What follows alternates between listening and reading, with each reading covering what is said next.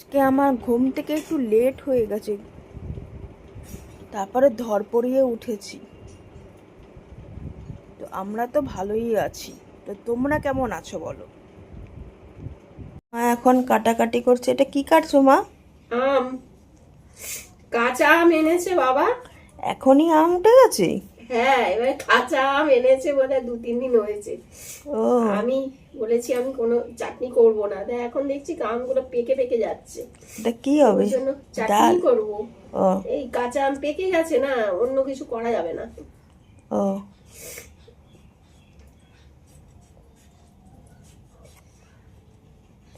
চাটনি হবে আজকে। পটল রান্না হবে। এই যে এখানে পটল এবারে কাটাকাটি হবে। আজকে পটলের সবজি হবে না পটল পটলের ভাজা? সবজি হবে। ভাজা হবে না? না, ও, তো আজকে ওই এখান দিয়ে পটল যাচ্ছিল গাড়ি আচ্ছা। আমাদের এখান দিয়ে, তো এখান দিয়ে সেই জন্য পটলগুলো দেখলাম বেশ বড় বড়ই আছে, ওই জন্য রাখলাম। ওকে। এই এখন গরমে পটল খাও, পটল খাওয়া শুরু হলো আজকে থেকে। আর ওখানে চা হচ্ছে, আর এখানে আম সিদ্ধ হচ্ছে। আমার চা খাওয়া হয়ে গেছে, আবার একটুখানি চা ছিল, দেখ এটা গরম করেছি। আমার চা বিস্কুট, আর এখানে দেখতে পাচ্ছ একটা বারমন বিস্কুট। এটা মা খায়, খুব ভালো খায় এই বিস্কুটটা, সেজন্য দোকান থেকে নিয়ে এসেছে। আর এই ওষুধটা আমি, ভিটামিনের ওষুধটা ডাক্তার আমাকে দিয়েছে। প্রত্যেক দিন এই ওষুধটা আমি খাই। তো এই ওষুধটা খুব ভালো, যেহেতু আমার ভিটামিনের একটু মানে ডেফিসিয়েন্সি রয়েছে, সেই জন্য এই ওষুধটা আমি খাই। এখন এটা খেতে দিয়েছে ছাতু। আমি বলেছিলাম শরবতের মতো করে দিতে, তো সেটাই দিয়েছে মা, বাট একটু কোয়ান্টিটিটা বেশি দিয়েছো, আমি এতটাও চাইনি। যাই হোক, পেটটা ভরা থাকবে, লাঞ্চ করতে এখন অনেক দেরি।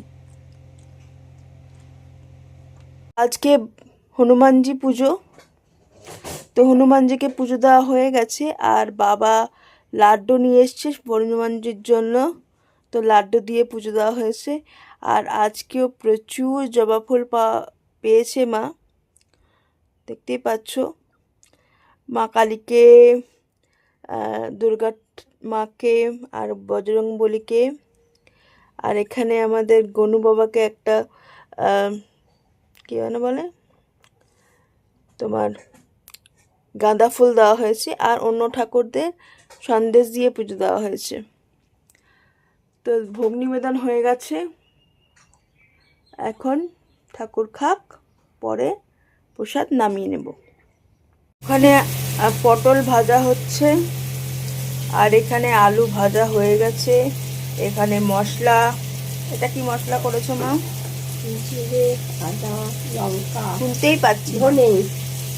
জিরে, আদা, লঙ্কা, ধনে। হ্যাঁ, এবারে শুনতে পেয়েছি। ওটার মধ্যে আবার টমেটো কিছু মানে ভাজা হয়ে গেছে, এখন ঝোল হচ্ছে। হ্যাঁ, ও, একবারে বসিয়ে দিয়েছি। গোটা গরম মশলা দিয়েছি ফোড়নে, তেজপাতা, বুঝেছেন? করুন। এই শুরু হলো, গরম পড়লো কি পড়লো না, এখন থেকে এই পটল শুরু হলো। এরপরে পটল খেতে খেতে মুখ পচে যাবে। পচে যাবে, পচে যাবে, খেতে হবে যখন যেটা তখন সেটা। যেমন শীতকালে ফুলকপি খেতে খেতে মুখ পচে গেছিল, পচে গেছে। আমরা বাঁধাকপিটা কম খাই তো, ওই জন্য মনে হয়েছে কি খাবো, ফুলকপি খেতে হবে। আজকে লাঞ্চ মেনু হচ্ছে ভাত, আজকেও উচ্ছে সিদ্ধ দিয়েছে, ডাল, লাউ দিয়ে ডাল, এখানে রাঙা আলু ভাজা, আমের চাটনি, আর পটলের তরকারি। এই হচ্ছে রান্না বান্না। আজকে একটা ঘটনা ঘটেছে, তোমাদের সেই ঘটনাটা শেয়ার করব।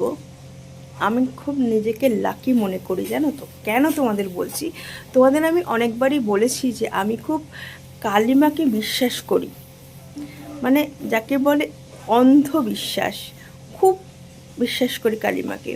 তো আমাদের পরিবারেরই ও আমারই বয়সী হবে, কি আমার থেকে একটু বড় হবে।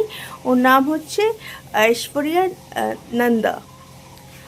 ও আমাকে মেসেঞ্জারে মেসেজ করেছে। আমি মেসেঞ্জারটা অতটা ইউজ করি না।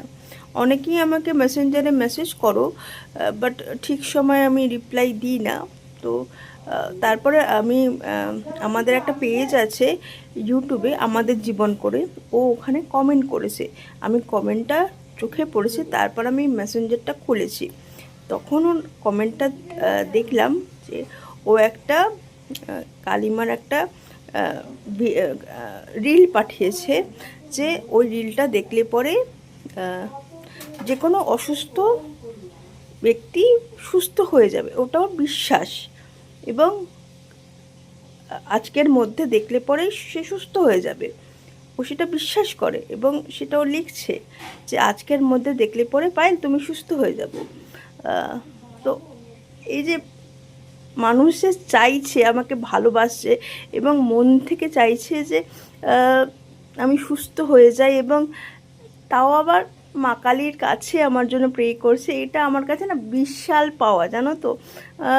আমি কতটা রেভিনিউ আর্ন করলাম, ইউটিউব থেকে বলো বা ফেসবুক থেকে বলো, এটা না এই ব্লেসিংটা না অনেকটা পাওয়া, জানো তো। থ্যাংক ইউ তোমাদের সকলকে। এটা অসাধারণ একটা পাওয়া আমার কাছে। তো ঐশ্বরিয়া, তোমাকে অনেক অনেক থ্যাংক ইউ গো। ঐশ্বরিয়ার মতো যারা আমাকে এতটা নিঃস্বার্থভাবে ভালোবাসো, তাদেরকে থ্যাংক ইউ, অনেক থ্যাংক ইউ, এবং সবাইকে খুব ভালোবাসা। তো আজকের মতো এখানেই ভিডিওটা এন্ড করলাম।